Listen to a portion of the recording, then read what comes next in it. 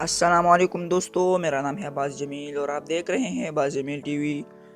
دوستو، خان عبدالغفار خان یا خان بادشاہ خان کے نام سے کون واقف نہیں؟ اگر کوئی شخص ہندوستان کا ہو یا پاکستان کا، بالخصوصاً عوامی نیشنل پارٹی کا ہو، وہ تو خان بادشاہ خان کو جانتا ہی ہوگا۔ آج کی ویڈیو بھی خان بادشاہ خان کے بارے میں ایک تعارفی ویڈیو ہے۔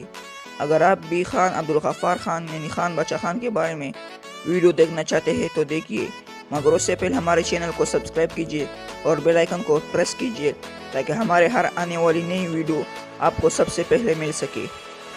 دوستو، خان عبدالغفار خان ہندوستان میں برطانوی راج کی حکمرانی کو ختم کرنے کے لیے کام کرنے والے ایک پشتون آزاد کارکن تھے۔ وہ ایک سیاسی اور روحانی پیشوا تھے جو ہر طرح کی مخالفت کے لیے جانے جاتے تھے۔ وہ زندگی بھر امن پسندی اور متقی مسلمان تھے۔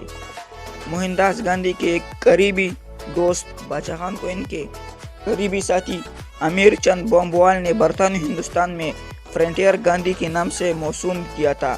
دوستو، بادشاہ خان 6 فروری 1890 کو خیبر پختونخوا کے ضلع چارسدہ کے قوم اتمنزی میں پیدا ہوئے۔ دوستو، بادشاہ خان نے 1929 میں خدائی خدمتگار تحریک کی بنیاد رکھی۔ اس کی کامیابی سے برطانوی راج نے اس کے اور اس کے حامیوں کو کے خلاف سخت کارروائی شروع کی اور انہیں کچھ سخت ظلم و بربریت کا سامنا کرنا پڑا۔ بادشاہ خان نے انڈین نیشنل کانگریس اور آل انڈیا آزاد مسلم کانفرنس کی حمایت کرتے ہوئے تقسیم ہند کی تجویز کی سختی سے مخالفت کی۔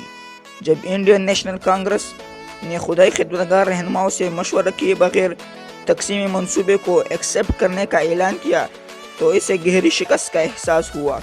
جون 1947 میں خان بادشاہ خان اور دیگر خدائی خدمتگاروں نے بنو کی قرارداد کا اعلان کیا اور مطالبہ کیا کہ پشتونوں کو ایک آزاد ریاست پشتونستان کا انتخاب کرنے کا موقع دیا جائے۔ تاہم برطانوی راج نے اس قرارداد کے مطالبے پر عمل کرنے سے انکار کر دیا۔ اس کے جواب میں بادشاہ خان اور ان کے بڑے بھائی وزیر اعلیٰ ڈاکٹر خان صاحب نے پاکستانیوں میں شمولیت پر 1947 کے شمالی مغربی سرحدی صوبہ یعنی NWFP کے ریفرنڈم کا بائیکاٹ کیا۔ تقسیم کے بعد بادشاہ خان نے پاکستان سے بیعت کا وعدہ کیا، لیکن 1948 سے 1950 کے درمیان پاکستانی حکومت نے اسے گرفتار کیا۔ 1956 میں انہیں ون یونٹ پروگرام کی مخالفت کرنے پر دوبارہ گرفتار کیا گیا، جس کے تحت حکومت نے مغربی پاکستان کے تمام صوبوں کو ایک ہی صوبے میں ضم کرنے کے اپنے منصوبے کا اعلان کیا۔